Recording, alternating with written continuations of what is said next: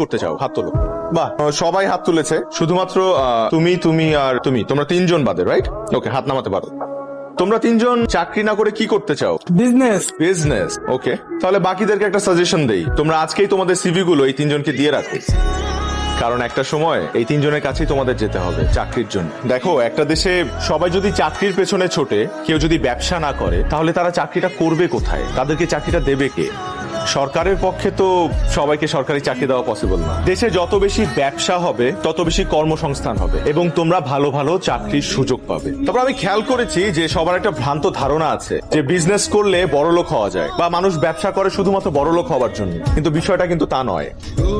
ব্যবসা না করলে নতুন আইডিয়াস জেনারেট হবে না, আর নতুন আইডিয়াস জেনারেট না হলে দেশকে উন্নয়নের শীর্ষে আমরা নিয়ে যেতে পারবো না। সবাই চাকরি করো না, মাথা থেকে ভূত ছেড়ে ফেলো, উদ্যোক্তা হও, সেখানে দেখবে যে তোমার সম্ভাবনা সীমাহীন।